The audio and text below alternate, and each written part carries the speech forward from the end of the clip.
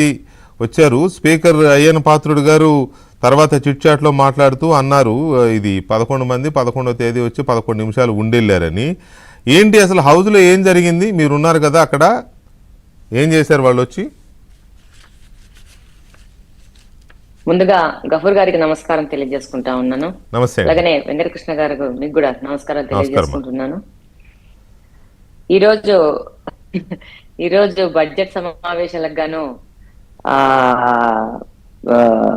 ఎమ్మెల్యేలందరూ అసెంబ్లీకి రావడం జరిగింది. కరెక్ట్ గా 10 నిమిషాలకి జగన్మోహన్ రెడ్డి గారు అండ్ కో అసెంబ్లీలోకి రావడం జరిగింది.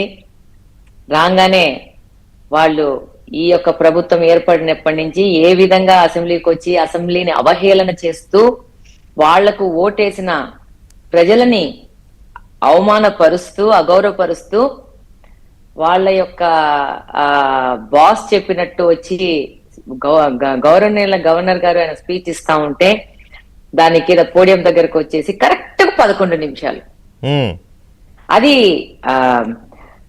యాదృచ్ఛికంగా జరుగుతుందో లేకపోతే వాళ్ళు 11 నిమిషాలు లెక్క పెట్టుకొని వెళ్తున్నారో మరి వాళ్ళకే తెలియాలా. కరెక్ట్ 10 గంటల 11 నిమిషాలకి వాళ్ళు వాకౌట్ చేసి వెళ్ళిపోయారు. పాపం జగన్మోహన్ రెడ్డి గారు తన సీట్ లో కూర్చున్నారు, వెనక ఆయనకు సెక్యూరిటీగా బొత్స గారు కూర్చున్నారు. మరి ఆయన కూడా వచ్చి పోడియం దగ్గర అరిసి బ్యానర్లు పట్టుకొని అరిసి ఆయన కూడా వెళ్ళిపోయిండొచ్చు. మరి ఏమన్నా భయపడి బొత్స గారిని సేఫ్టీగా పెట్టుకొని ఉన్నారేమో. నేను ఇన్నిసార్లు నాకు ఎప్పుడు కనపడలేదండి ఆయన. ఇన్నిసార్లు వస్తున్నారు పోతున్నారు. ఈ రోజు కాన్షియస్ గా I want to see him. చూస్తూ ఉంటే బొత్స గారి వెనక సెక్యూరిటీ పెట్టుకొని ఉన్నారు.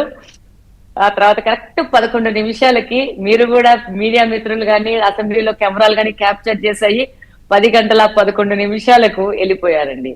అంటే మనకి వాస్తు వచ్చిందో 11 నెంబర్ అంటే వాళ్ళకి చాలా ప్రేమ ఉన్నట్టుంది. అందుకని 11 నెంబర్ ని వాళ్ళు వదలదలుచుకోలేదు.